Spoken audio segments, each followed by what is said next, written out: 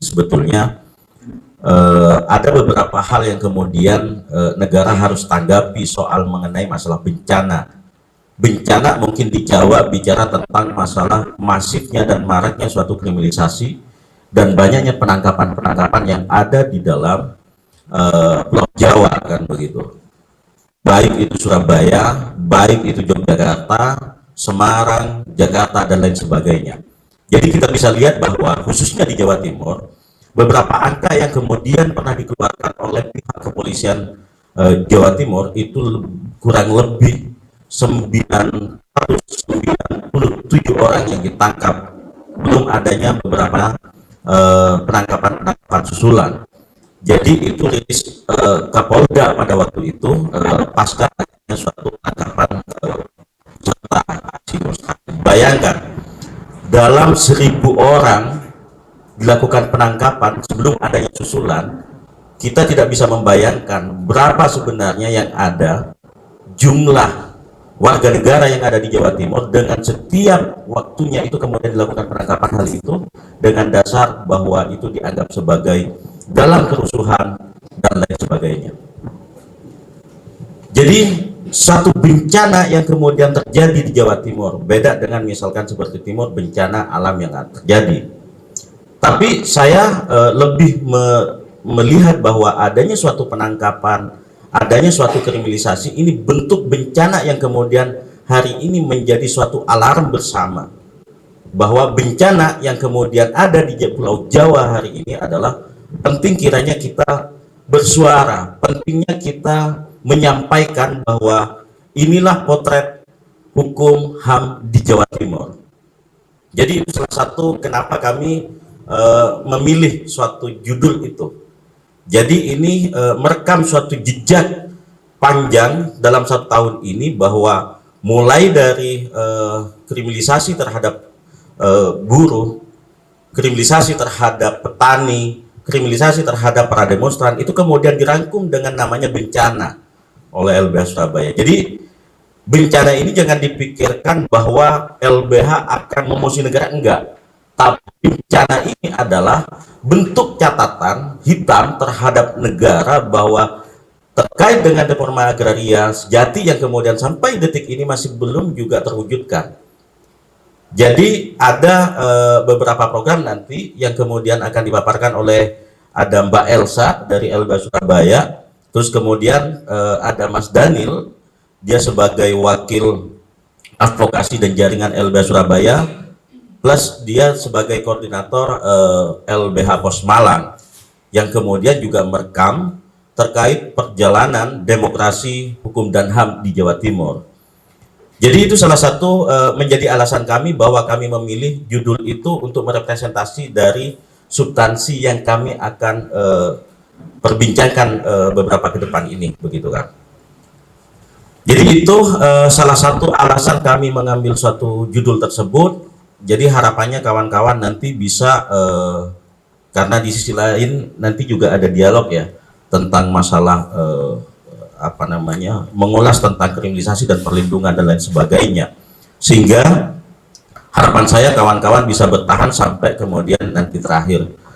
Dan saya selaku tuan rumah tetap mengucapkan selamat datang dan ucapkan banyak-banyak terima kasih, apalagi kawan-kawan yang datang dari Bondowoso yang kemudian dia juga sedang memperjuangkan haknya, yang dibalik itu juga ada peran negara yang kemudian beberapa bulan terakhir ini mengalami beberapa kriminalisasi yang sampai detik ini masih terus berlangsung.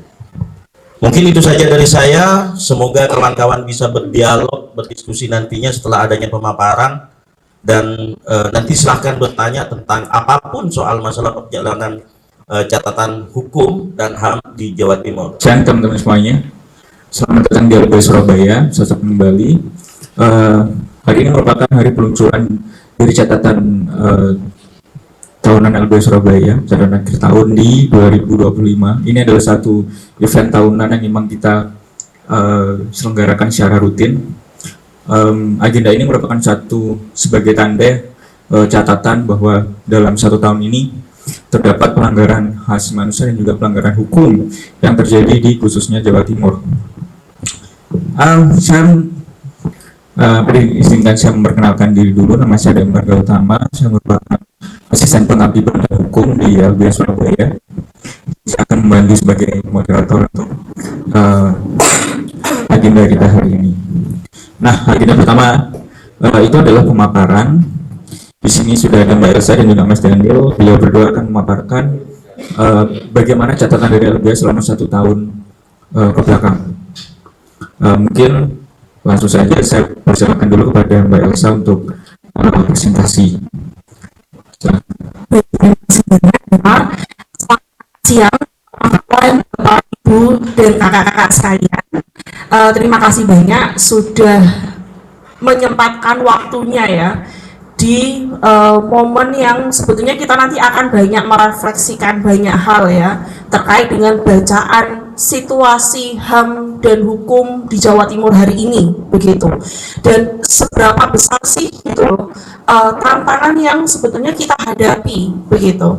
Nah, sudah 47 tahun LBH Surabaya ini berdiri begitu, dan advokasi itu sebetulnya tidak hanya sekedar kita bergerak atau berargumentasi di ruang-ruang persidangan begitu, tetapi ternyata advokasi yang kita butuhkan hari ini itu kita ini sedang menghadapi musuh yang dia punya kekuatan yang besar juga, kemudian dia juga sistematis gitu kan. Dan ini kemudian upaya-upaya advokasi ini yang kita harusnya lakukan secara bersama-sama begitu. Nah, kenapa bencana ya? Tadi sempat disinggung. Bencana itu karena kita melihat bahwa masif atau sering terjadi praktek pelanggaran hak asasi manusia atau HAM begitu, khususnya di Jawa Timur. Tadi menyoal soal kriminalisasi, kemudian soal kekerasan, penangkapan, segala bentuk kesewenang-wenangan negara, bahkan juga ada aktor-aktor non-negara nantinya yang akan dibedah begitu. Dan ini lantas kita perlu mempertanyakan begitu. Nah, apakah kemudian kita sebagai warga negara, sebagai warga sipil itu kemudian bisa mendapatkan begitu kan hak-hak kita sebagai warga negara begitu. Apalagi kalau saya biasanya ngobrol ya sama teman-teman itu, kita itu dalam 1 hari nggak mungkin kalau kita itu nggak melihat berita yang viral, mesti yang bikin kita itu cemas sebagai rakyat. Kemarin ada penangkapan terakhir kemarin mana ya, dari Jogja, Bali, Semarang, Magelang gitu. Kemudian juga kriminalisasi petani banyak sekali ya, khususnya di Jawa Timur sendiri, bahkan ada yang berhadapan dengan TNI AL begitu. Dan banyak sebetulnya nanti potret yang akan kita gambarkan di sini, Bapak Ibu sekalian. Nah, jadi di ini ya, kita next dulu. Jadi kita nanti akan membicarakan pokok-pokok. Jadi Bapak Ibu sekalian nanti bisa mengakses ada press release dan juga draft catatan akhir tahun, di scan barcode sebelah untuk mengakses dan membaca juga, dan bisa disebarluaskan. Nah, pada pokoknya ada 8 bahasan yang nanti akan kita uraikan lah secara singkat dan bagaimana analisisnya ya. Kita mulai next Mas. Oke, kita perlu melaporkan dulu. LBH Surabaya ini setiap tahunnya selalu menerima yang namanya permohonan bantuan hukum. Dan itu nanti kasusnya mau ditangani ataupun tidak ditangani begitu. Nah, dari tahun ke tahun ini juga mengalami ini ya, naik turun permohonan bantuan hukum. Prinsipnya Bapak Ibu, orang datang ke LBH Surabaya untuk mendapatkan bantuan hukum karena memang oleh negara itu difasilitasi orang yang dia minim akses ya, tidak hanya orang yang miskin secara ekonomi, tetapi akses atas informasi, kemudian minim akses atas hak pendidikan, ataupun dia korban diskriminasi, kelompok rentan, dia punya hak untuk memperoleh bantuan hukum, dan LBH Surabaya ada dalam posisi ini. Nah, di sini sejak tahun 2021 ke 2022 itu kan ada peningkatan ya gitu, dari 179 ke 278 kasus, dan ke 2023 itu kemudian mengalami penurunan dan ke 2024 dan ke 2025 tahun ini itu mengalami peningkatan lagi. Artinya apa? Jadi kalau 2025 ini itu kami telah menghitung, kita punya namanya sistem manajemen kasus atau SMK. Jadi kita punya data sistematis untuk mengukur masalah permohonan bantuan hukum. Nah, artinya apa? Jadi saya mau mengatakan bahwa ternyata ada loh eskalasi orang itu butuh yang namanya bantuan hukum. Berarti masih banyak kita temui orang-orang yang mengalami persoalan hukum begitu, ataupun dia dilanggar hak-haknya. Nah, ini kan kita juga patut ya untuk mempertanyakan apakah kemudian sudah ada perbaikan secara signifikan, entah itu oleh negara ya harusnya begitu, untuk mencegah bagaimana kelompok-kelompok atau orang-orang ini tidak lagi menghadapi yang namanya pelanggaran ataupun persoalan hukum begitu. Nah, dan kemudian tapi gini ya, sebagai catatan, kok sedikit sih ya datanya LBH cuma 261 kasus. Nah, sebetulnya ini ya, angka memang sedikit. Tapi hal yang menjadi tantangan kita adalah masalah akses bantuan hukum. Tidak semua daerah begitu itu ada yang namanya LBH begitu. Jadi kadang ada kesulitan orang untuk saya menghadapi kasus hukum gitu kan, tapi saya harus kemana? Nah, hal-hal itu yang tidak terakomodir gitu. Jadi data ini hanya sebagai bacaan, tapi kita tidak meniadakan bahwa masih banyak angka yang itu korban-korban yang mengalami banyak persoalan hukum atau pelanggaran HAM. Nah, jenis masalah hukum itu ada 3 ya kami pemetaannya. Ada perdata, pidana, dan juga tata usaha negara atau TUN. Next. Nah, untuk perdata, oke, sebelum perdata ya, kita ada ini 2 jenis kasus struktural dan kasus non struktural.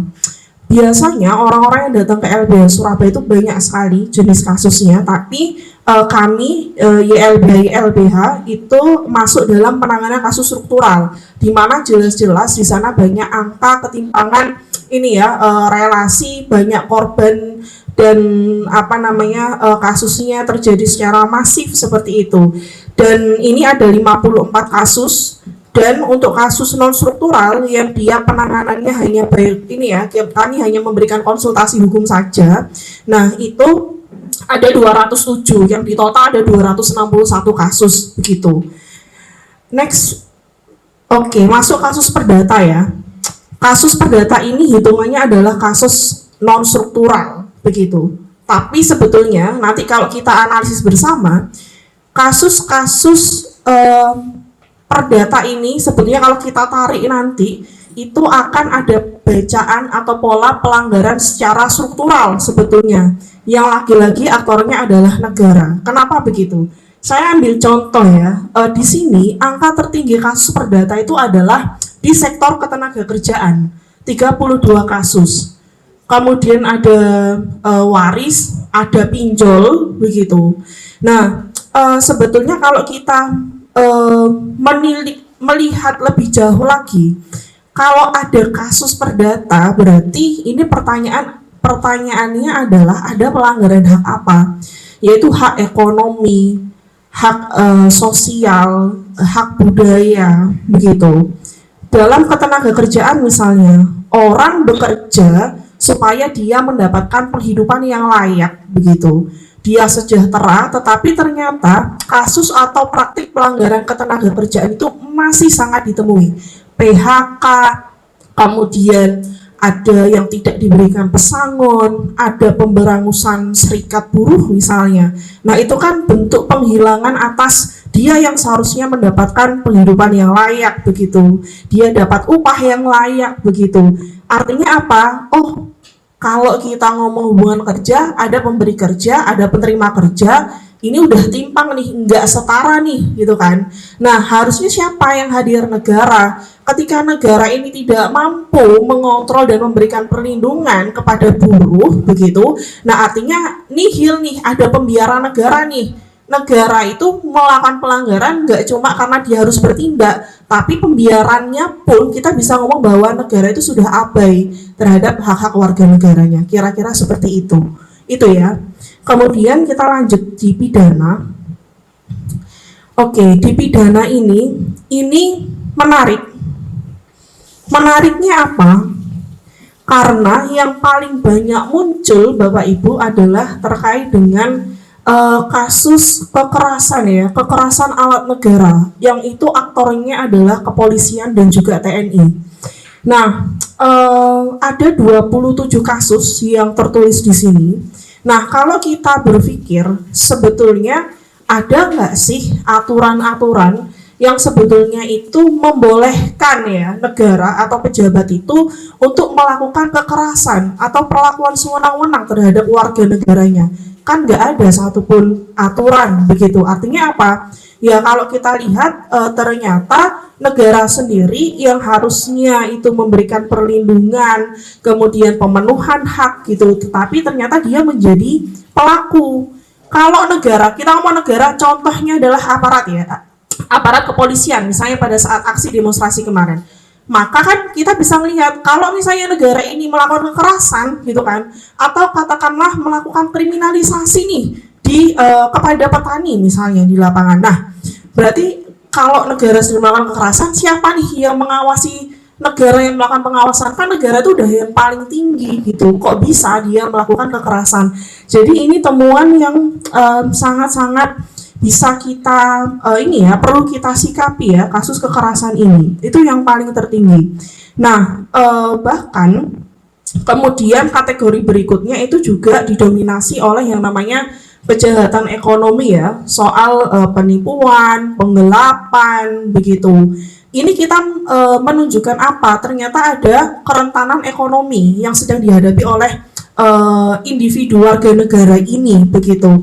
Jadi kadang itu orang-orang, saya itu kalau ini ya, ada orang konsultasi, dia menceritakan pengalaman dia ditipu, dia mengalami penggelapan, tetapi dia melaporkan gitu kan ke kepolisian, tapi ternyata sampai di sana dia harus diperas lagi begitu, atau kasusnya ini tidak segera diselesaikan gitu, nggak ada duit, nggak jalan tuh kasus. Kayaknya ini terjadi di semua tempat ya gitu. Jadi ini juga hal yang bermasalah juga gitu loh, gimana sih sikap negara itu terhadap masalah-masalah kejahatan ekonomi begitu. Jadi ada masalah HAM-nya juga gitu.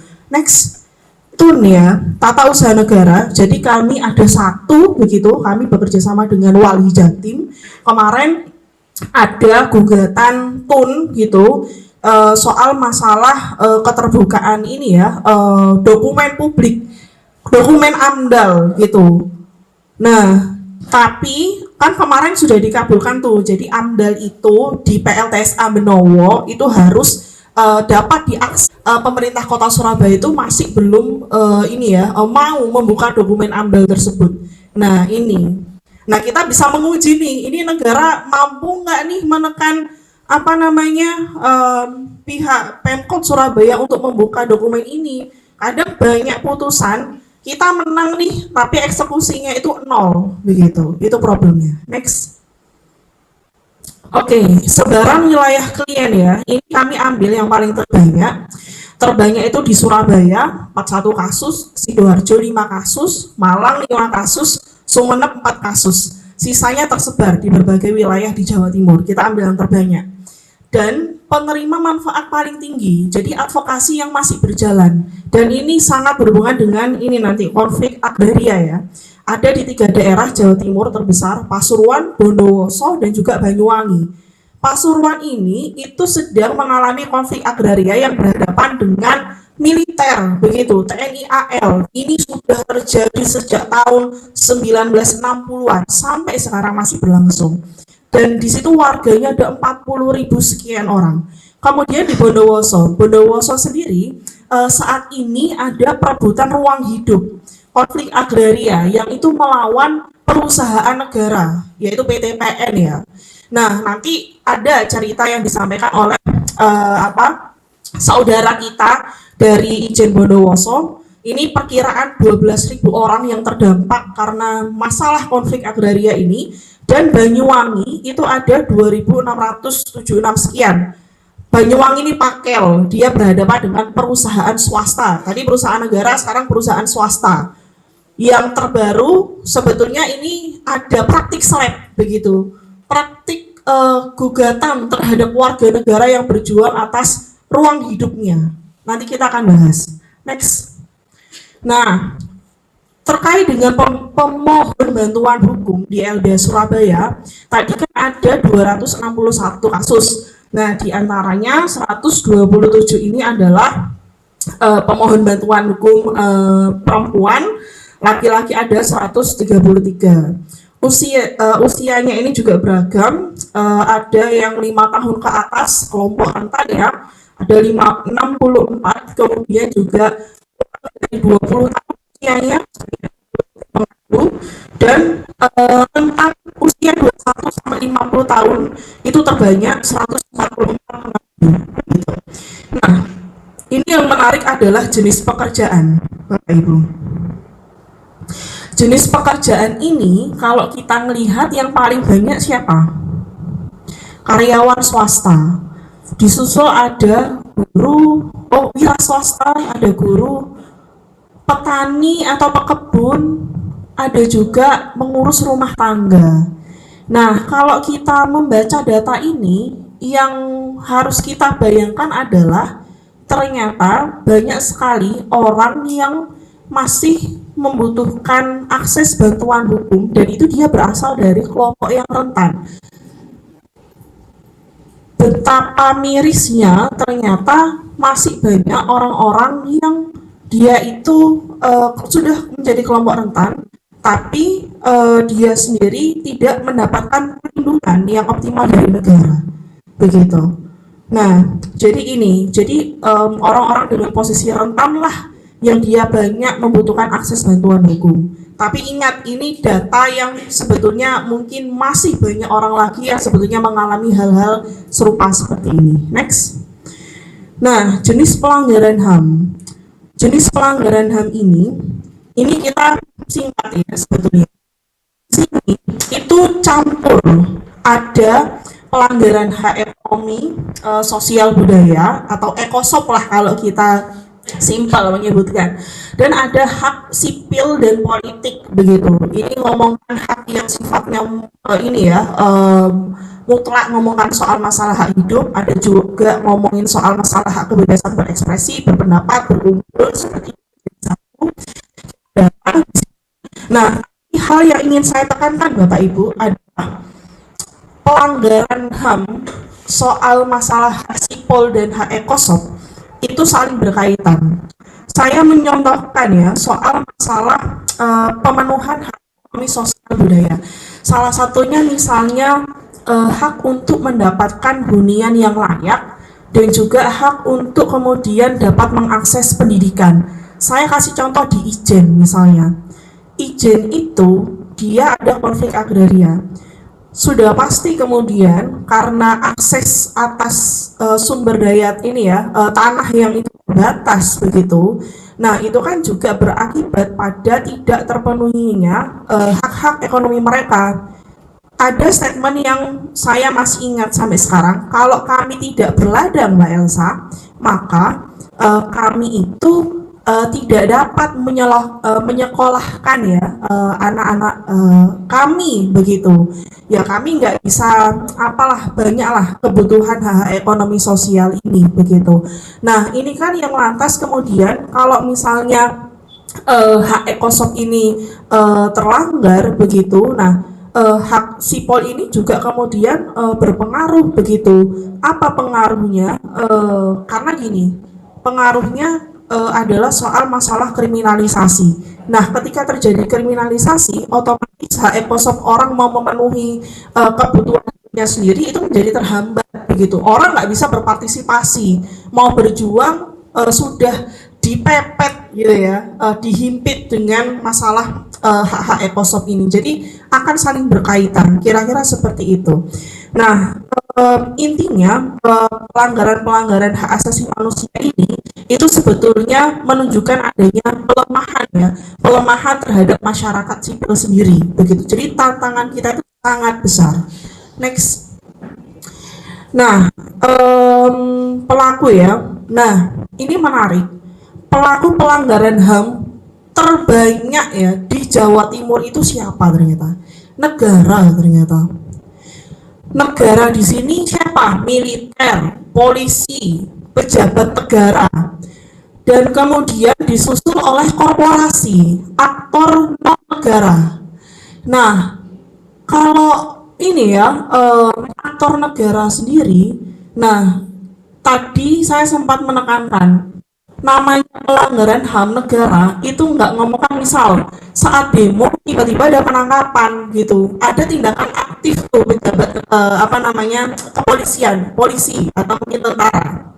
Tapi kalau misalnya lagi-lagi di Banyuwangi, di Pasuruan atau di Bondowoso misalnya soal konflik agraria. Nah, pertanyaannya ketika warga itu terus berhadapan dengan perusahaan begitu. Nah, pertanyaannya di mana perannya bupati, di mana perannya para Forkopimda itu begitu. Nah, kalau mereka membiarkan tindakan pembiaran tapi ternyata kasusnya itu nggak selesai-selesai. Nah, yang menjadi masalah ini kan kemudian siapa gitu loh, pelanggaran kan artinya terus terjadi. Nah, maka negara yang dia itu membiarkan begitu kan terjadinya pelanggaran HAM secara terus menerus, nah maka sejatinya negara itu melakukan begitu. Nah, next. Nah, kita sekarang sudah masuk ya, masuk di sektor-sektor. Nah, di sektor-sektor ini ada 3 nanti yang saya jelaskan, nanti disusul sama Mas Daniel. Nah, di sektor perumahan dan masyarakat urban ya, saya itu di sini itu memberikan penebalan-penebalan. Ada pemberangusan serikat, ada kriminalisasi, ada perselisihan hak, ada kekerasan, kriminalisasi lagi, relokasi, kekerasan lagi, kekerasan pemiskinan. Ini betul-betul pola ya, pola pelanggaran HAM yang itu di sektor perburuan dan masyarakat urban perkotaan begitu. Nah, kemudian sebetulnya di sini kita melihat bahwa ternyata sektor perburuan itu sangat erat dengan masalah hak ekonomi sosial budaya yang ketika pelanggaran ini masih terus terjadi, maka negara itu nggak ada tuh yang namanya mekanisme untuk memberikan perlindungan terhadap warga negaranya di sektor ini. Next. Nah, kemudian ada sektor agraria dan lingkungan. Nah, sektor agraria dan lingkungan ini itu adalah ini ya, yang saya tebali itu ada intimidasi, kekerasan, kriminalisasi, lagi-lagi kriminalisasi ya. Kemudian kekerasan, penembakan ini di Pasuruan ini. Kemudian ada intimidasi, kekerasan, kriminalisasi dan gugatan. Ini gugatan perdata ini baru dipakai hari ini. Ada 2 petani yang digugat secara perdata. Kemudian lingkungan itu ternyata ada penambangan warga yang kemudian menolak pertambangan itu kemudian dikriminalisasi. Ini ada ini laporannya. Kemudian juga soal masalah non transparansi terkait dengan dokumen AMDAL. Nah, gini, kita tadi di sektor perburuan dan sektor agraria dan lingkungan ini kita melihat kok banyak ya kriminalisasi begitu. Karena begini, seolah-olah namanya mekanisme hukum, instrumen hukum ini itu dikerahkan untuk membungkam dari apa yang diperjuangkan oleh warga atau rakyat begitu. Dalam konflik agraria dia mempertahankan ruang hidupnya. Ternyata ada upaya kriminalisasi itu begitu, pelaporan dari pihak perusahaan, kemudian dari kepolisian, kejaksaan dan pengadilan itu selaras lah, kompak lah bahwa ini nggak ada masalah agraria, ini masalah pure pidana, murni masalah pidana begitu. Itu. Next.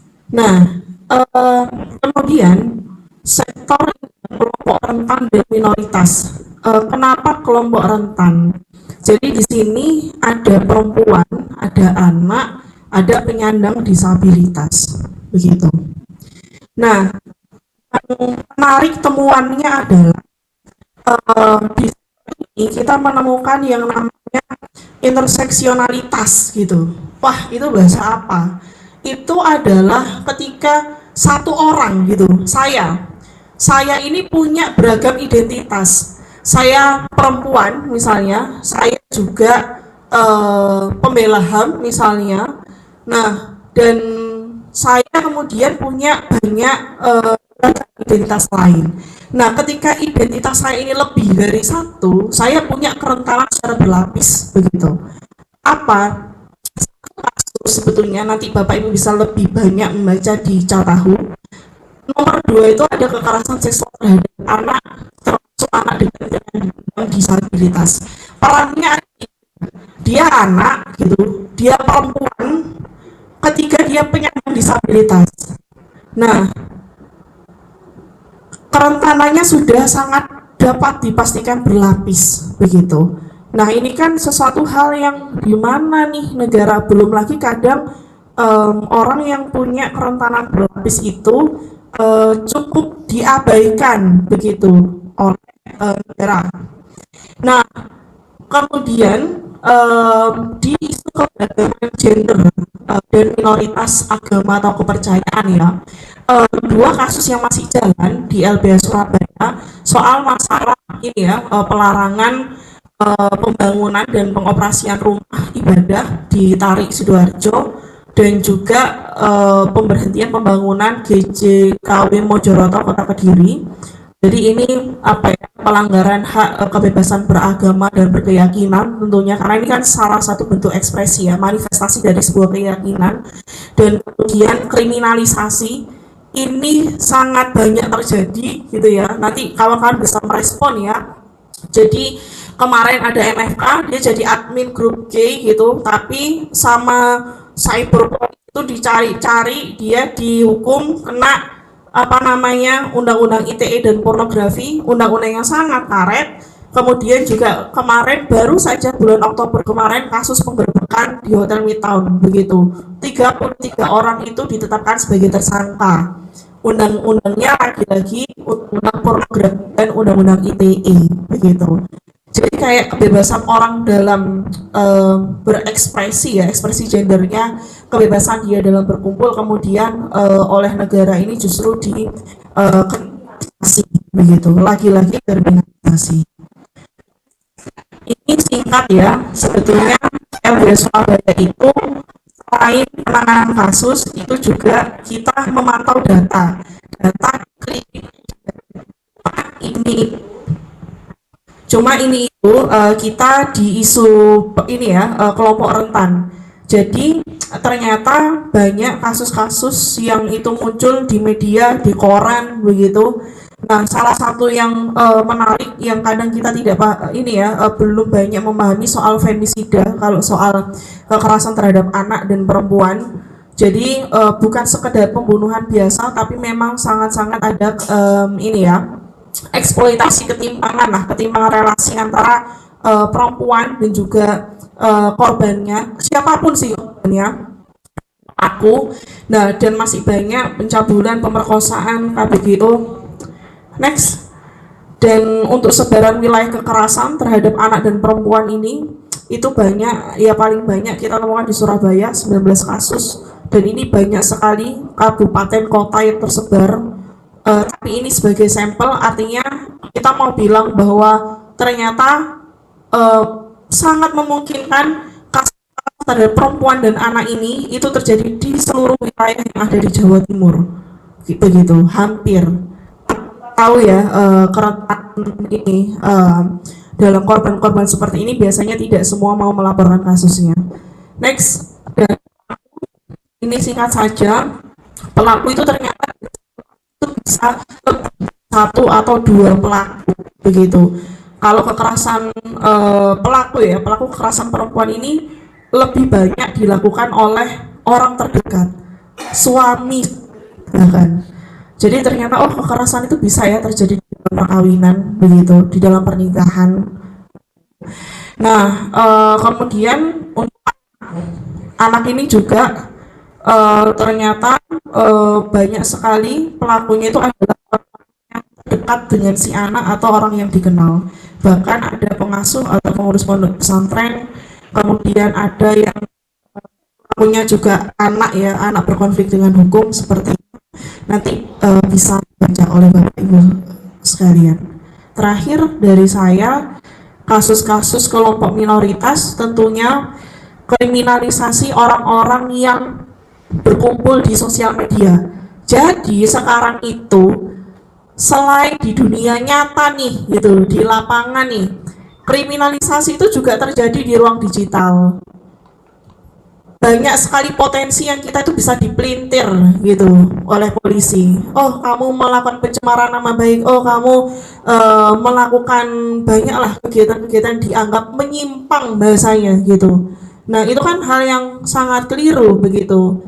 Jadi banyak masalah kasus grup Facebook begitu. Nah, kita nggak ngerti motifnya negara ini apa. Kenapa ada masif sekali patroli cyber gitu. Dan juga ada penggerebekan kemarin yang tadi sudah saya sampaikan, dan terakhir soal masalah pemberhentian pembangunan gereja itu ya di Kediri. Oke, mungkin itu kalau dari saya dan akan dilanjutkan oleh Mas Daniel. Oke, terima kasih. Selamat siang, salam sejahtera bagi kita semua. Kawan-kawan, terima kasih sudah hadir. Kawan-kawan jaringan masyarakat sipil di Jawa Timur. Saya melanjutkan dari apa yang disampaikan Mbak Elsa. Pertama, dari yang disampaikan oleh Mbak Elsa, kita lihat bervariasi antara pelanggaran di sektor hak sipol maupun ekosop yang muaranya ada di beberapa hal. Satu, kalau kita lihat secara pola umum, pelanggaran hak asasi manusia yang ada di Jawa Timur itu didominasi oleh aktor negara. Aktor negara bersama sektor privat. Privatnya siapa? Swasta ataupun korporat begitu ya, ataupun orang perorangan. Nah, kalau kita lihat dalam analisis pelanggaran HAM yang terjadi, negara justru memiliki peran ambivalen. Ambivalen itu dia bertentangan. Contoh, polisi punya Perkap HAM, ya, Perkap nomor 8 tahun 2009 tentang implementasi standar HAM. Ternyata di hari bersamaan, di sesi bersamaan, polisi juga melanggar HAM, begitu ya. Jadi ada dominasi itu, teman-teman, ya kan? Nah, dominasi ini juga diperkuat negara bukan hanya sebagai pelaku, tetapi sebagai fasilitator. Negara sebagai fasilitator. Teman-teman LBS Surabaya akan melakukan pengaduan terhadap Komisi Yudisial.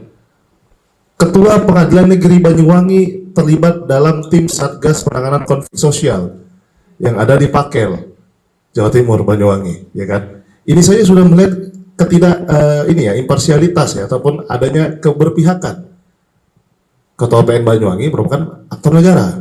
Dia juga sebagai fasilitator adanya pelanggaran HAM yang terus-menerus dilakukan terhadap warga Pakel di Jawa Timur. Saya beri satu contoh saja begitu ya. Terus yang kedua, kalau kita lihat dari pola dominasi pelaku yang ada merupakan negara beserta sistemnya dengan juga korporat, kita bisa lihat bahwa pelanggaran hak asasi manusia di Jawa Timur itu sebagai politik pengelolaan kekuasaan. Sebagai politik pengelolaan kekuasaan. Kenapa? Mereka punya senjata, mereka punya kekuasaan, mereka punya akses, dan itu aksesnya ditujukan untuk defense power ataupun defense kekuasaan. Warga yang ada di Pakel, warga yang ada di Banyuwangi, warga yang ada di Pasuruan itu tidak memiliki senjata, tapi mereka dihadapkan oleh yang namanya kekuatan negara melalui militer. Dalam hal ini adalah Marinir Angkatan Laut. Jadi jelas corak untuk pelanggaran HAM itu sebagai politik pengelolaan kekuasaan. Nanti kawan-kawan Bapak Ibu bisa mengecek di analisis HAM-nya di Catahu, ada di scan barcode ataupun bisa dikirim gitu ya. Nah, itu pertama. Yang kedua, kalau kita lihat setelah adanya aksi kematian ojol Afan Kurniawan di Jakarta, itu mengakibatkan banyak sekali pergolakan kemarahan publik di Jawa Timur. Lagi-lagi bukan hanya di Surabaya, tapi hampir di setiap kota, kabupaten di Jawa Timur mengadakan aksi atas kemarahan publik ini.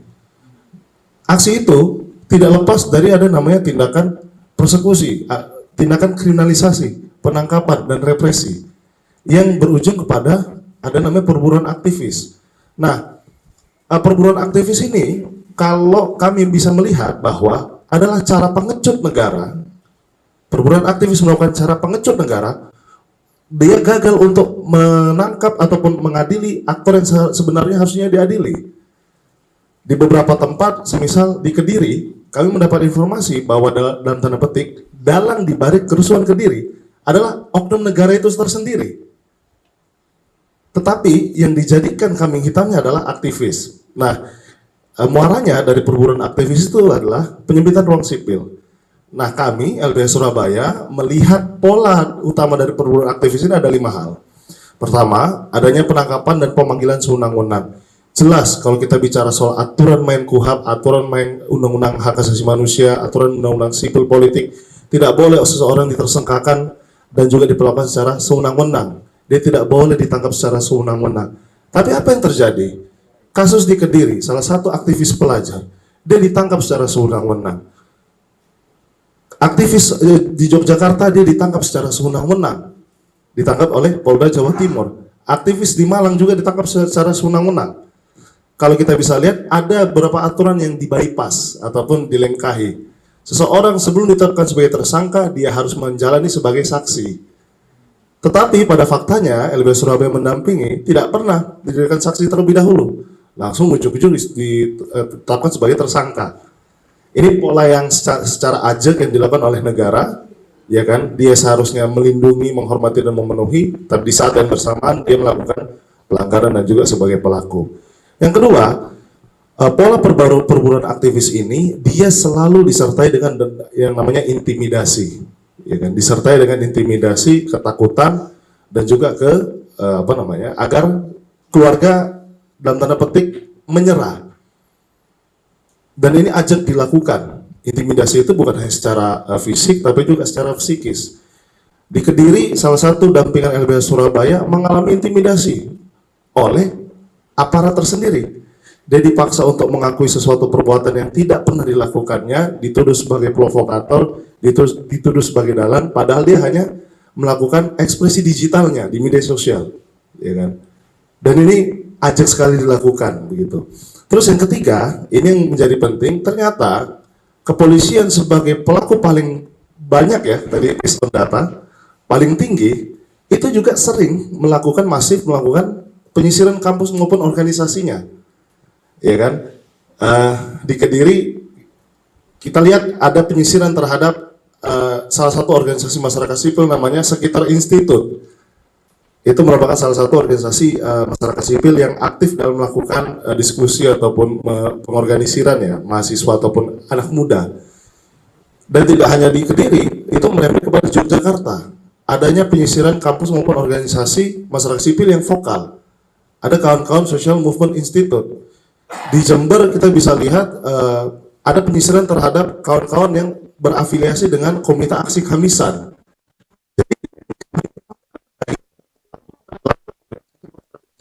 Anak muda soal terjadi hari ini, kejadian yang terjadi di hari ini. Nah, yang ketiga, pola perburuan aktivis ini dia menggunakan pasal-pasal karet, lagi-lagi pasal-pasal yang mudah untuk menjerat seseorang melakukan tindak pidana, kriminalisasi.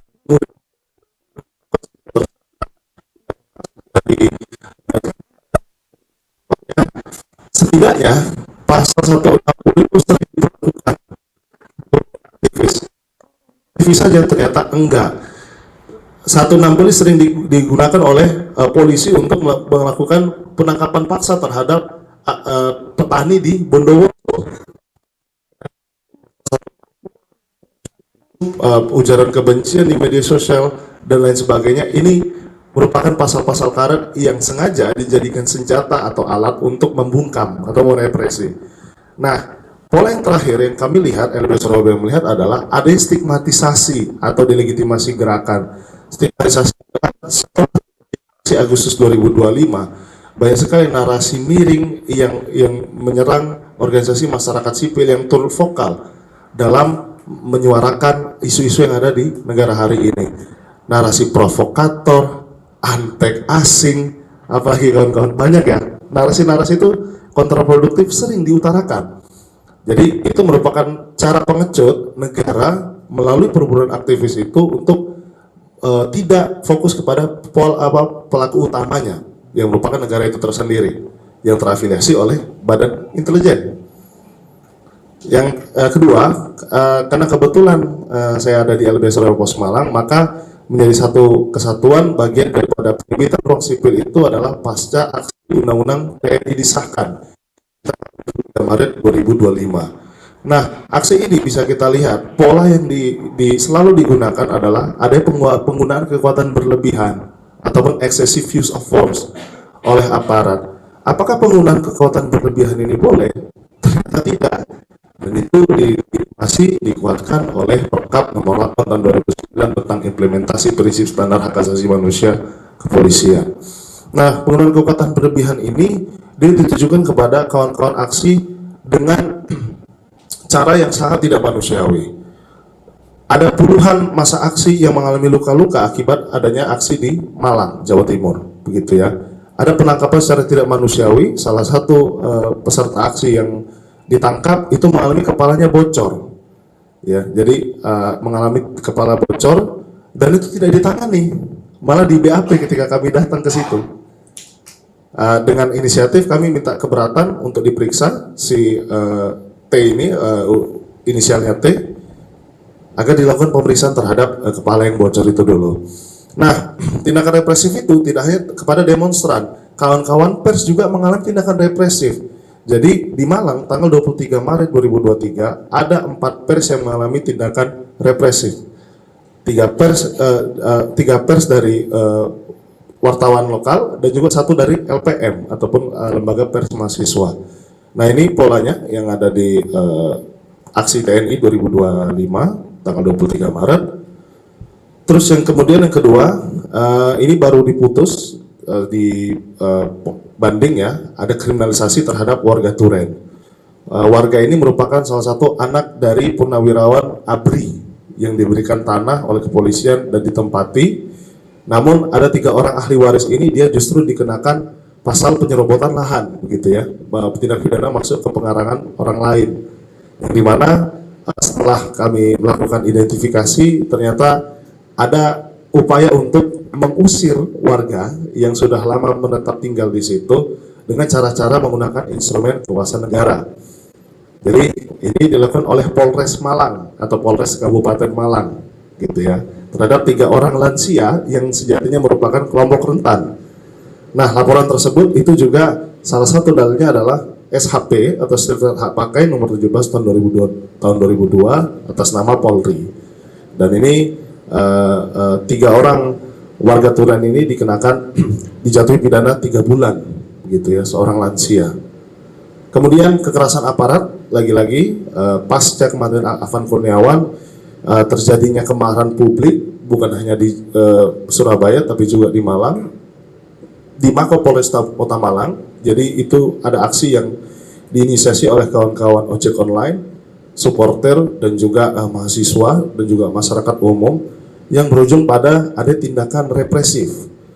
Tindakan represif itu kemudian mengalami sejumlah 61 orang itu mengalami penangkapan secara eksesif. Dengan ada 40 orang masa aksi dewasa dan 21 orang yang di bawah umur, begitu ya. Nah, setelah adanya kekerasan aparat pada demonstran tanggal 29 Agustus 2025, maka terjadinya gelombang kriminalisasi. Gelombang kriminalisasi ini kita di Malang Raya ya, ada 18 orang yang rata-rata adalah lulusan SMA ya, sudah dewasa lulusan SMA, ditetapkan sebagai tersangka atas dengan dalil kerusuhan yang terjadi di Mako Polresta Malang Kota. Yang dimana kerusuhan itu terjadi, begitu ya kan, dia tidak melihat dalam dimensi yang lebih luas bahwa ada kemarahan publik terhadap institusi kepolisian di Malang khususnya, begitu ya. Dan sekarang masih dalam tahap persidangan. Nah, tidak lepas ada 3 tahun lalu, selanjutnya adalah tragedi Kanjuruhan. Itu kita melihat bahwa adanya ini ya, langgengnya praktik impunitas. Orang harusnya diadili, harusnya ditersangkakan, namun sampai sekarang mereka seolah kebal hukum dan lemahnya akuntabilitas penegakan hukum. yang dimana setelah adanya penetapan restitusi di Pengadilan Negeri Surabaya per tanggal 31 Desember 2024 itu sangat menghina korban. Jadi bayangkan hakim sebesar 15 juta untuk satu nyawa yang meninggal dunia terhadap korban meninggal dunia di tragedi Kanjuruhan. Dan penetapan banding di restitusi Pengadilan Tinggi Jawa Timur Surabaya justru semakin menghina dengan menetapkan 10 juta untuk korban meninggal dunia dan 5 juta untuk korban luka berat. Jadi kalau kita lihat di sini ada pelanggaran HAM terhadap hak atas pemulihan, yaitu adalah restitusi, kompensasi, dan rehabilitasi. Jadi ada satu fakta yang seperti itu. Kemudian yang kedua, lagi-lagi kami menyoroti, sebagaimana di Catahu LB Surabaya, polisi menjadi aktor pelaku yang paling tinggi ya, top one begitu ya. Ternyata adanya pengabaian terhadap laporan keluarga korban di Bareskrim Mabes Polri terhadap sejumlah orang-orang yang seharusnya diperiksa. Orang-orang yang seharusnya diperiksa ini menyangkut level aktor yang lebih tinggi. Salah satunya adalah perwira tinggi yang pada waktu itu adalah menjabat sebagai Kapolda Jawa Timur, sampai sekarang belum diperiksa. Kemudian yang kedua adalah PSSI yang juga merupakan purnawirawan perwira tinggi. Jadi ada pengabaian ya terhadap laporan keluarga korban. Terus yang ketiga dalam aspek kasus tragedi Kanjuruhan juga minimnya komitmen politik negara gitu ya untuk mengusut keterlibatan aktor level atas dalam pelanggaran HAM terhadap Kanjuruhan. LBHI menganggap bahwa Kanjuruhan ini bukan hanya sebagai pelanggaran pidana biasa, bencana alam biasa, tapi juga sebagai bagian dari pelanggaran hak asasi manusia yang berat. Yang sampai pada hari ini Komnas HAM enggan untuk melakukan investigasi dan penyelidikan ulang terhadap dugaan pelanggaran HAM berat di Kanjuruhan. Ini kurang lebih ada beberapa kegiatan di LBH Surabaya Pos Malang yang kami highlight. Selain itu terakhir ada perluasan ya, mengingat bahwa kita bicara soal bencana, maka yang dilihat adalah dampaknya. Ternyata dampak yang dihasilkan oleh negara itu sangat fatal dan juga sangat merusak dibanding daripada bencana alam yang hari ini juga disebabkan oleh aktor-aktor negara, begitu ya. Jadi perluasan gerakan bantuan struktural ini juga ya kan diinisiasi oleh jaringan masyarakat sipil bersama LBH Surabaya untuk memperkuat kapasitas dan juga pengorganisiran dan juga membangun kesadaran. Sepanjang 2025 ada kurang lebih 11 kegiatan yang tidak hanya berpacu pada 11 kuantitas, tapi juga kegiatan yang rutin baik itu di ruang-ruang formal maupun informal dan dengan berbagai sektor ataupun lapis begitu ya. Ada dari kawan-kawan gender, kemudian warga nelayan, kemudian ada perempuan ojek online dan mahasiswa begitu ya, dan juga warga masyarakat pulau-pulau kecil. Dan terakhir untuk mengefisiensi waktu, ada problem. Jadi apa yang disampaikan oleh Mbak Elsa, ada problem terhadap akses bantuan hukum. Yang sebenarnya problem ini dia justru menghambat ya hak warga atas bantuan hukum.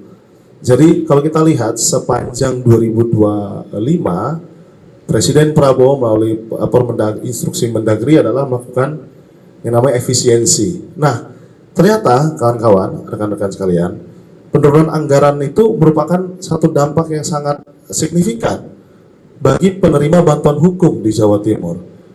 Ya kan? Jadi Kemenkum Wilayah Jawa Timur menetapkan pagu anggaran untuk program bantuan hukum sebesar 2,25 M. Ya kan, itu hanya terbatas pada layanan litigasi maupun non litigasi. Nah, karena adanya efisiensi ini justru penetapan pagu awal ini lebih rendah dibanding realisasi anggaran tahun 2024. Jadi ada penurunan sekitar kurang lebih 4,4 miliar gitu ya, anggaran untuk orang miskin yang harusnya berhak untuk mendapatkan akses bantuan hukum. Kemudian ada tantangan dan hambatan terhadap akses bantuan hukum. Yang LBH Surabaya lihat adalah adanya jumlah dan kualitas OBH yang terakreditasi. Tentu kalau kita lihat di tahun 2025 jumlah OBH yang terakreditasi ini lumayan besar, begitu ya. Ada 91 OBH yang terakreditasi meningkat dari 65 yang pada tahun 2024 Namun tantangannya adalah bahwa OBH ini justru menjadi ini ya, dalam melakukan kualitas pembelaannya itu seringkali memang terhambat begitu ya. Jadi banyaknya OBH dalam sisi kualitas OBH itu terakreditasi dengan berada pada level C ataupun akreditasi C. Yang ini justru menunjukkan tantangan ya dalam kapasitas OBH dalam menangani kasus yang beragam dan kompleks. Kemudian yang ketiga, problem akses bantuan hukum itu adalah soal hambatan administratif dalam layanan dan pelaporan. Nah, termasuk LBH Surabaya sebagai juga organisasi bantuan hukum juga menghadapi hambatan administratif gitu ya, yang menjadi beban operasional. Salah satunya adalah proses pelaporan kasus yang agak cukup rumit begitu ya, dengan persyaratan teknik laporan yang ketat dan membutuhkan sumber daya administratif. Jadi tantangan dalam kerja-kerja bantuan hukum tidak hanya di lapangan begitu ya, berhadapan-hadapan dengan aparat penegak hukum, namun juga dalam tantangannya di administratif yang cukup birokratis dan ketat begitu ya. Terus yang terakhir adanya tantangan akses bantuan hukum dan perluasan layanan, ya kan? Program bantuan hukum di bawah Kemenkum RI itu di Jawa Timur adanya sebenarnya ada semangat negara hadir untuk memenuhi hak masyarakat miskin atas keadilan dan juga bantuan hukum. Namun karena lagi-lagi efisiensi anggaran begitu ya, hambatan administratif serta kapasitas dan kualitas OBH yang bervariasi dalam hal ini menengah ke bawah justru menjadi tantangan serius dalam memastikan layanan bantuan hukum bagi masyarakat miskin begitu. Jadi ini menjadi satu kesatuan yang saling berhubungan di mana akses layanan bantuan hukum, kemudian penyempitan ruang sipil, perburuan aktivis, pola umum dominasi pelanggaran HAM ini kami catat dan kami potret sedemikian rupa untuk melihat dan juga merefleksikan sebenarnya hari ini ya lagi-lagi negara itu sebagai pelaku utama ya dalam pelanggaran hak asasi manusia dan juga sebagai fasilitator utama. Jadi ada peran ambivalensi, ada peran yang berkebalikan antara alih-alih harus memenuhi, melindungi dan juga menghargai, namun pada faktanya justru mengabaikan dan juga menindas. Nah terakhir kalau kita lihat indikator penyempitan ruang sipil itu justru semakin hadir melalui intimidasi dan kekerasan itu sebagai alat ya, alat untuk pembungkaman. Kemudian ada kerentanan bertarget dan berlapis, ya kan? Dan juga minimnya ya political will terhadap penyelesaian kasus pelanggaran HAM secara berkeadilan. Terima kasih kawan-kawan atas perhatiannya. Saya kembalikan ke Mas Moderator. Oke teman-teman, karena juga mengingat efektivitas waktu, selain langsung kita lanjut dengan membaca. Selamat sore kawan-kawan semua, bahwa hari ini adalah hari di mana seluruh masyarakat sipil memberikan pertanggungjawabannya ke publik ya, soal perjalanan hukum dan hak asasi manusia. Di Jawa Timur ini sebetulnya ada beberapa hal yang kemudian perlu ditekankan bahwa semenjak adanya rezim hari ini, rezim Prabowo Gibran, ini sebetulnya LBH Surabaya sudah memotret dalam perjalanan 1 tahun ini, bahwa tadi sudah disampaikan LBH Surabaya itu sudah memotret adanya banyaknya kasus 250 lebih yang kemudian masuk selama rentan 2024-2025 ini. Namun ada beberapa hal yang menarik bahwa ini kabar yang terbaru yang berangkat dari bahwa Dwi hari ini sebetulnya baru saja beliau terlambat datang ke sini karena dia menghadiri yang namanya sidang putusan pra peradilan soal masalah ganti rugi. Jadi alhamdulillah beliau itu tetap konsisten sampai hari ini melakukan suatu perlawanan, dan mungkin ada 1-2 beberapa aktivis yang kemudian juga akan melakukan ke depannya. Karena hari ini negara, kalau kita lihat pola yang kemudian disampaikan oleh kawan-kawan tadi, itu adalah negara sedang membuat suatu pressure agar seluruh masyarakat sipil itu kemudian takut begitu untuk lantang bersuara. 3 contoh tadi itu sebetulnya kami ingin melihat pola itu. Jadi kalau misalkan di Bondowoso yang disampaikan tadi panjang kali lebar itu sebetulnya negara melalui PTPN. Jadi jangan hanya dilihat bahwa negara tidak terlibat dalam hal itu, bahwa PTPN ini adalah plat merah sebetulnya.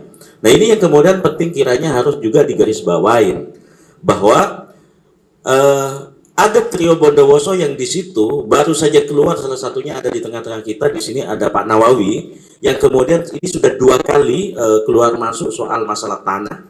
Jadi sampai hari ini beliau masih tetap konsisten di garis perjuangan bersama masyarakat dan rakyat yang ada di sana.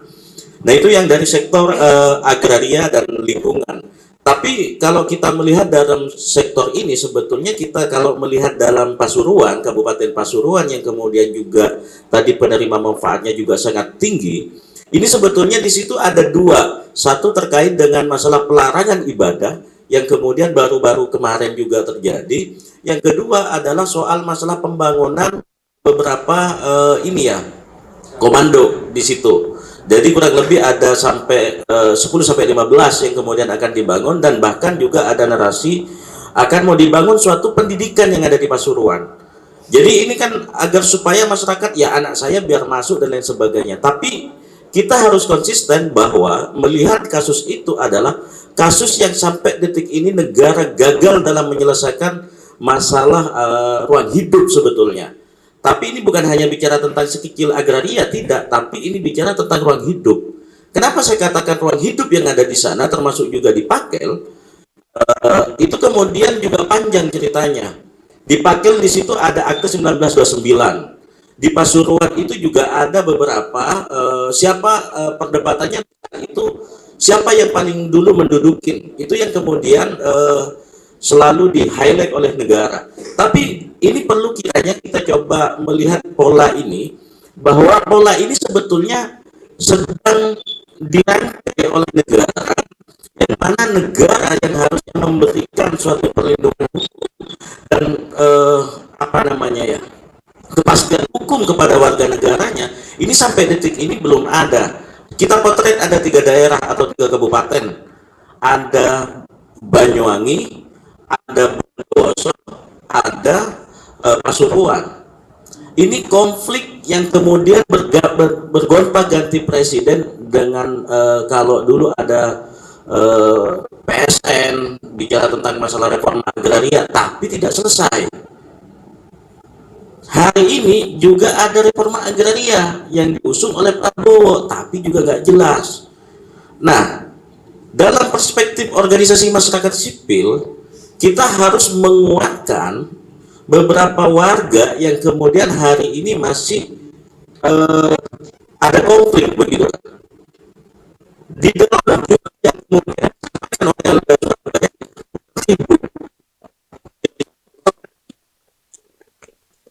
bayangkan anggota yang ada di sana atau TNI yang ada di sana berapa ribu gitu.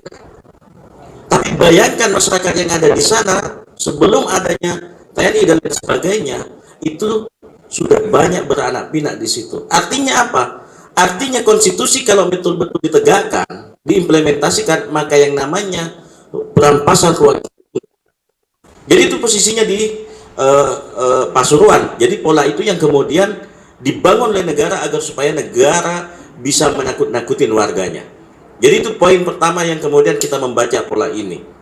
Yang kedua, TNI yang kemudian terlibat di dalam beberapa isu juga ya, dan juga beberapa aparat, kalau di sini alat negara yang kemudian disampaikan oleh LBH, bahwa ada beberapa kasus yang juga di PTPN atau di Bondowoso itu kemudian keterlibatan salah satu oknum anggota TNI yang kemudian juga melakukan kekerasan terhadap warga yang membangun posko dan sampai melakukan suatu pembakaran dan lain sebagainya milik warga. Nah ini kan juga sampai hari ini tidak ada warga TNI ataupun oknum dan lain sebagainya yang disampaikan tadi itu sebetulnya tidak pernah dibawa ke meja hijau. Tapi bisa dilihat pengadilannya isinya apa? Apakah di pengadilan militer ada nggak militer yang kemudian diadilin gara-gara melakukan perusakan milik warga di dalam ijen? Nggak ada. Nah pola ini sebetulnya adanya disparitas adanya kesenjangan antara hukum kita, yang mana hukum kita dari misalkan pelakunya adalah negara yang harusnya itu dibawa ke ranah peradilan, tapi hari ini enggak. Tapi kita bisa lihat bahwa keberhasilan negara mengkriminalisasi warganya, menstempel warganya untuk agar supaya menjadi kriminal, itu banyak. Contoh misalkan kemarin saja, pola ini terus terulang. Kalau misalkan tadi pasalnya mungkin nanti ya, kita melihat bahwa Surabaya penuh dengan para demonstran yang kemudian dia resah dengan kondisi negaranya.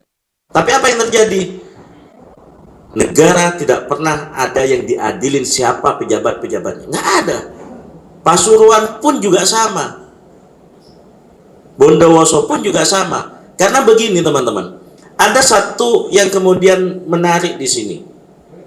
Ketika bicara tentang keresahan negara, ketika bicara tentang masalah pola negara yang kemudian sampai detik ini betul-betul mengimplementasikan soal ketakutan itu tadi.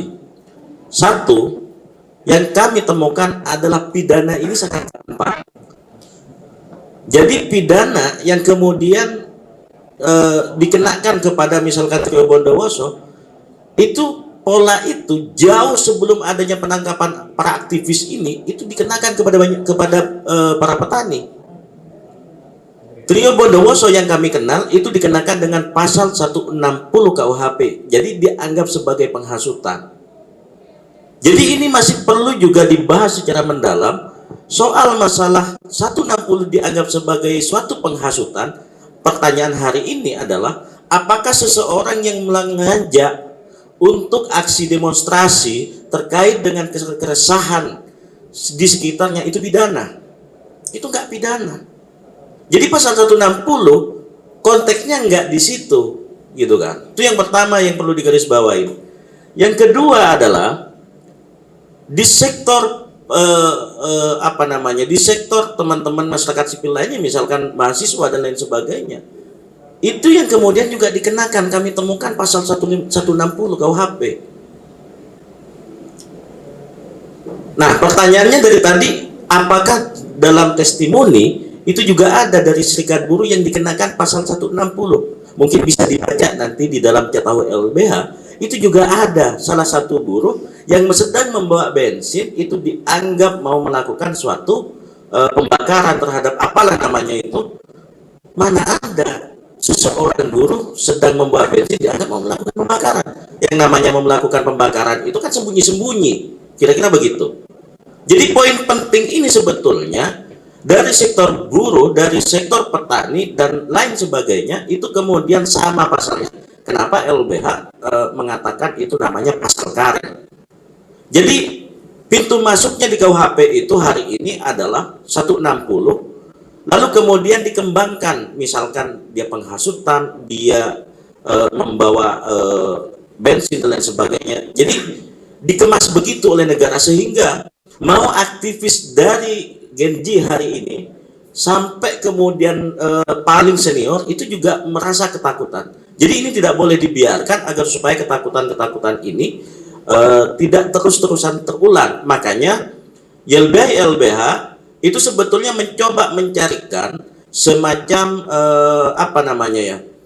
apa sih sebenarnya yang terjadi di masyarakat. Maka kemudian satu hal yang harus dilakukan ke depan, satu dari seluruh sektor itu kemudian harus melakukan penguatan dan peningkatan kapasitas sebetulnya. Kenapa demikian? Karena kalau saya lihat pola dan lain sebagainya itu sama lawan kita. Apa lawannya? Adalah negara yang sampai detik ini masih selalu mengkriminalisasi. Jadi poin ini yang kemudian perlu kita tekankan. Jadi kalau misalkan kita melihat dari konflik agraria yang kemudian 3 kabupaten, kalau kita melihatnya perampasan ruang hidup itu yang paling benar sebenarnya. Nah, itu dari seluruh sektor itu yang kemudian penting kiranya nanti juga harus melakukan suatu konsolidasi besar terhadap pola yang kemudian terjadi ini agar supaya ke depan tidak berhasil negara menciptakan ketakutan-ketakutan itu. Sehingga apa? Mulai dari mahasiswa, petani dan lain sebagainya itu tidak canggung lagi untuk kemudian melakukan suatu aksi penyampaian pendapat di muka umum sebagaimana konstitusi.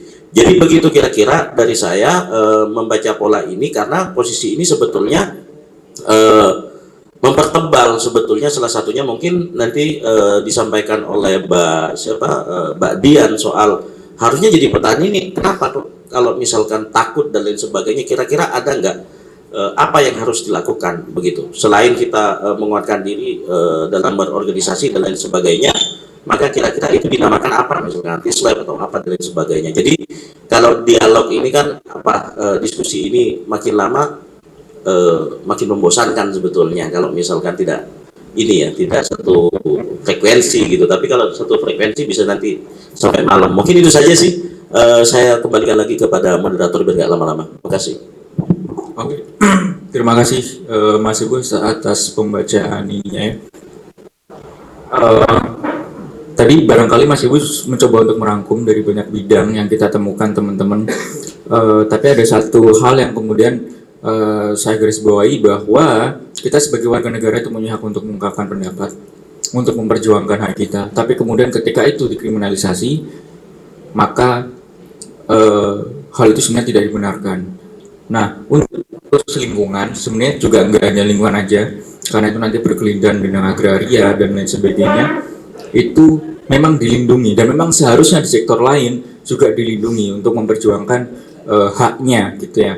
Nah, kita mengenal ada yang namanya SLAP tadi. SLAP itu adalah singkatan yang intinya adalah negara ini mengkriminalisasikan warga negaranya yang sedang memperjuangkan lingkungan. Sebenarnya kalau ditarik ke bidang lain juga bisa.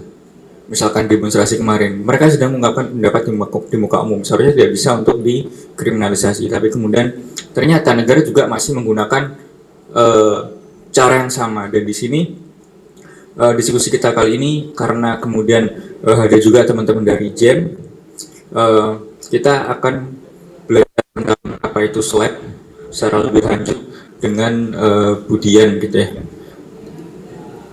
Sebetulnya begini teman-teman, saya mau mengutip pendapatnya Jun Hona ya. Jun Hona ini adalah dosen di Ritsumeikan University. Jadi ya, apa yang tadi sudah dikemukakan itu mengingatkan saya pada riset-risetnya Jun Hona. Dia orang Jepang, tapi dia periset untuk Indonesia. Dia mulai meriset Indonesia itu sejak tahun 2009. Saya mau contohkan satu saja. Satu, dia menulis soal wars on crimes in Indonesia. Jadi bagaimana perang terhadap kejahatan itu terjadi di Indonesia di antara aktor non negara dan politik di sektor keamanan. Itu dia sudah nulis tahun 2009. Kemudian di disertasinya tahun 2013 yang berjudul Military Politics and Democratization in Indonesia, Jun Hona menyimpulkan bahwa demokrasi di Indonesia masih militeristik. Jadi kalau kemudian ada SLAP, menurut saya nggak heran.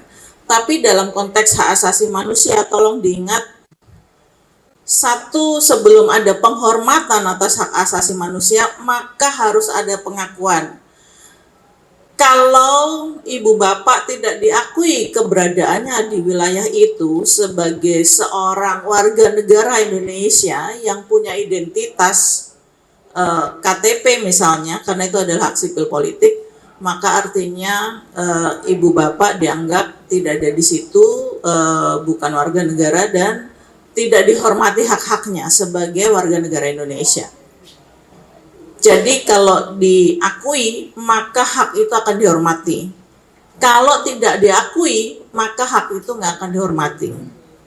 Kuncinya di sana. Kalau sudah dihormati, maka negara harusnya melindungi hak asasi manusia itu. Tahap berikutnya adalah memenuhi. Jadi sebelum memenuhi, negara harus melindungi dulu hak-hak warga negaranya. Kalau ini tidak dilindungi, maka nggak mungkin hak-hak ibu bapak sebagai warga negara Indonesia akan dipenuhi. Baru kemudian berikutnya yang paling terakhir, memajukan. Gitu. Nah, sebelum kita diskusi lebih jauh, saya mencatat ada beberapa hal, misalnya boleh slide pertama Mas Saya nggak banyak sih. Karena tadi sudah dipesan Mas Habibus, nggak usah lama-lama. Iya, jadi SLAP itu strategic lawsuit against public participation. Nah, sebetulnya gini, kenapa ada SLAP itu? Kalau di Uni Eropa ini baru saja berlaku hukum ini, baru ya sebulanan begitu, baru diadopt oleh PBB juga. Tapi saya nggak tahu untuk Indonesia seperti apa, karena begini, saya bacakan dulu. Tujuannya untuk ini kalau saya mengutip dari EA ya. SLAP itu apa nih? Yang bersifat gugatan atau ancaman hukum yang bersifat menyalahgunakan yang digunakan oleh entitas yang berkuasa, korporasi, pejabat publik, siapapun penguasa, untuk membungkam para kritikus, jurnalis, aktivis, dan warga negara yang menyuarakan tentang masalah kepentingan publik, terutama masalah lingkungan, dengan membebani mereka dengan pertempuran hukum yang mahal dan memakan waktu yang bertujuan untuk memenangkan kasus. Undang-undang anti-SLAP yang ada di berbagai negara bertujuan untuk segera menolak gugatan tanpa dasar ini dan melindungi kebebasan berekspresi dan berpartisipasi dalam demokrasi. Undang-undang kita, UUD 45 sudah melindungi hak atas kebebasan berekspresi dan berpendapat ini. Saya agak lupa di pasal 28 ada hurufnya, saya agak lupa, tapi pasal 28 Ibu Bapak bisa cari sendiri di Undang-Undang Dasar itu dilindungi hak kita oleh Undang-Undang Dasar. Artinya itu adalah hak yang konstitusional. Tapi SLAP ini digunakan untuk melecehkan, mengintimidasi, membuat bangkrut individu atau kelompok, bukan untuk memenangkan kasus. Sasarannya aktivis, jurnalis, pembela hak asasi manusia, akademisi, bahkan LSM, teman-teman aktivis yang berbicara tentang korupsi, kerusakan lingkungan, atau masalah publik lainnya. Jadi perlindungan lingkungan, terutama yang berkaitan dengan hak ruang untuk hidup, itu menjadi salah satu targetnya, termasuk korupsi dan hak asasi manusia. Mekanismenya menggunakan sistem hukum, gugatan pencemaran nama baik dan apapun istilahnya, untuk menciptakan efek menakutkan yang menghalangi partisipasi publik di masa mendatang. Artinya kita dibungkam. Itu. Dan di Indonesia sebetulnya sudah ada anti-SLAP, cuman saya nggak tahu itu nggak masuk di omnibus ya. Pasal 66 Undang-Undang Lingkungan Hidup yang melindungi semua human rights defender, pembela HAM untuk lingkungan, itu dilindungi di pasal 66, termasuk membela ruang hidup. Tetapi ya sepertinya tuh sedikit-sedikit mulai ditinggalkan.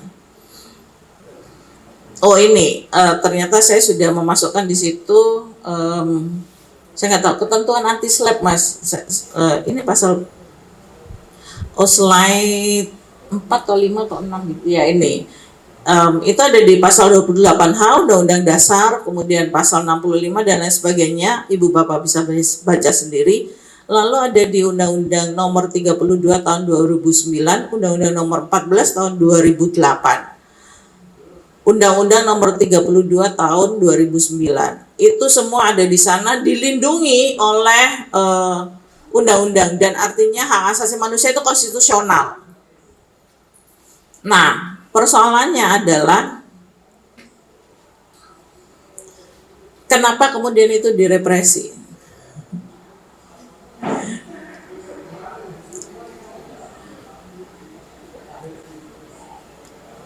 Jadi unsur utamanya adalah satu, bagaimana partisipasi publik itu kemudian dilemahkan, dibungkam, menargetkan kasus-kasus yang melanggar HAM, ya, atau yang dianggap melanggar HAM, karena pelanggaran HAM itu sendiri kan ada dua, pelanggaran langsung dan pembiaran, termasuk di dalamnya kalau hukum itu tidak melindungi hak-hak warga negara, maka itu bagian dari pelanggaran pembiaran. Kemudian bagaimana dengan menargetkan pengamanan prosedural termasuk penolakan dini, penolakan terhadap pemulihan biaya dan denda, dan cakupan lintas batas. Lintas batas ini karena setiap kasus itu saling berhubungan. Sama seperti yang tadi sudah disebutkan oleh Pak Munawar, saya lupa namanya. Pak Sahrul aja saya paling ingat. Mas Yoyo sama Mbak Dwi, itu artinya yang dikerdilkan adalah ruang hidup masing-masing, apakah secara individu ataupun komunitas. Itu yang terjadi. Jadi satu-satunya cara untuk melawan ya kita harus berorganisasi lebih kuat, kita harus punya jaringan yang lebih kuat, kita juga harus punya pengetahuan yang juga lebih kuat, terutama dari sisi hukum. Bagaimana mengaitkan setiap pasal-pasal itu dan undang-undang dengan apa yang kita punya, kehidupan kita, karena itu yang diancam oleh SLAP. Itu saja dari saya. Terima kasih. Jadi itu teman-teman satu pembacaan yang baru dijelaskan oleh kedua pembahas, yaitu dari Mas Habibus dan juga Budian. Saya menggarisbawahi juga bahwa persoalan SLAP, atau gini deh, ini kan mungkin istilah yang cukup baru ya. Itu adalah istilah singkatan dari bahasa Inggris teman-teman, bahwa SLAP itu adalah SLAPP, Strategic Lawsuit Against Public Participation, atau strategi hukum melawan partisipasi publik. Jadi yang dilawan adalah partisipasi publik. Siapa ya? Warga negara ini. Kan kita warga negara punya andil untuk mempengaruhi kebijakan agar sesuai atau berpihak dengan kebutuhan kita gitu ya, yang harusnya juga mendukung hak kita, hak apapun, hak asasi manusia terutama ya. Nah, kemudian kita memperjuangkan itu malah dikriminalisasi seperti 3 kawan kita tadi. Jadi itu kurang lebih. Dan juga ada satu yang menarik dari Budian, bahwa sebenarnya sekalipun yang demonstran tadi itu juga adalah ada penyempitan ruang hidup, atau sebenarnya mereka itu memperjuangkan ruang hidupnya sama saja di semua aspek. Karena ruang hidup ya di atasnya ada banyak bidang ya, lingkungan, keperempuanan dan lain sebagainya. Dan itu ketika kemudian direpresi oleh negara, kita berjuang tapi malah kemudian kita dikriminalisasi. Dan ini jadi satu concern yang penting teman-teman, bahwa teman-teman tidak seharusnya kemudian takut berjuang, karena ya perjuangannya sebenarnya dilindungi secara normatif gitu ya oleh hukum-hukum kita, difasilitasi sebenarnya. Terima kasih kawan-kawan yang masih bertahan sampai hari ini, bahwa kita sudah banyak melewati beberapa sesi ya, mulai dari pemaparan chat tahu, yang kedua tentang testimoni, yang ketiga soal ini, dan yang ini masuk ke sesi paling terakhir. Di beberapa sektor tadi sudah sama-sama diketahui bahwa dengan masifnya kriminalisasi di Jawa Timur dari seluruh sektor publik, itu sudah banyak sekali di highlight oleh teman-teman. Maka kemudian LBH Surabaya memberikan beberapa rekomendasi. Pertama, sangat penting adanya suatu political will negara untuk melindungi aktivis HAM, sebab dalam negara hukum dan demokrasi, penghormatan, pengakuan, dan perlindungan dan pemenuhan serta pemajuan HAM adalah suatu tanggung jawab negara. Dan aktivis HAM merupakan salah satu manifestasi konkret. Jadi itu yang kemudian perlu juga ditekankan. Yang kedua, mendorong pemerintah segera dan harus menghormati, memenuhi, memajukan dengan melindungi hak sipil warga negara, khususnya masyarakat Jawa Timur, melakukan pemenuhan dan perlindungan terhadap kebebasan berekspresi dan berpendapat di muka umum dan juga ruang digital. B. Melakukan pemenuhan dan perlindungan terhadap kebebasan beragama dan berkeyakinan di Jawa Timur, melakukan perlindungan dan menghentikan segala bentuk praktik kriminalisasi bagi petani, buruh, dan rakyat, dan lain sebagainya. 3. Mendorong pemerintah agar segera dan harus menghormati, memenuhi, memajukan, dan melindungi hak ekonomi, sosial, dan budaya di Jawa Timur. 4. Mendorong pemerintah untuk memberikan perlindungan terhadap perempuan dan anak dari segala bentuk kekerasan serta melindungi kelompok minoritas gender, agama, dan minoritas lainnya. 5. Optimalisasi layanan bantuan hukum tidak hanya secara prosedural, akan tapi lebih ditekankan pada substantif demi tercapainya keadilan di bumi Indonesia. Mungkin itu saja, saya kembalikan lagi kepada moderator. Wabillahi taufiq wal hidayah. Wassalamualaikum warahmatullahi wabarakatuh. Mas Ebus untuk memberikan, mungkin barangkali Mas Ebus sudah dapat rekomendasi, mungkin kemudian ada closing statement untuk merangkum pembahasan kita tadi. Satu, kita harus bersatu, harus punya organisasi yang kuat, harus punya jaringan kerja yang kuat. Kita juga harus punya pengetahuan yang kuat juga. Itu tadi, be strategik, berstrategilah, kemudian berkampanyelah, kemudian membuat riset kecil-kecilan karena itu penting, baru kemudian kita bisa jalan advokasi, karena dasar advokasi itu adalah riset sebetulnya. Itu baru bisa jalan advokasinya, karena semuanya berbasis bukti, karena tanpa bukti kita nggak bisa apa-apa. Jadi belajar itu harus kita selalu lakukan, itu termasuk mendokumentasi. Terima kasih. Oke, terima kasih, tepuk tangan dulu teman-teman. Oke, barangkali itu sudah menutup diskusi kita untuk peluncuran Cata HU 2025 LBH Surabaya. Teman-teman bisa mengaksesnya di barcode ini, tapi nanti juga akan kita upload di website LBH Surabaya. Mungkin teman-teman bisa mengakses di sana juga. Di sana akan dijelaskan lebih detail, dan untuk selanjutnya mungkin bisa dokumentasi teman-teman.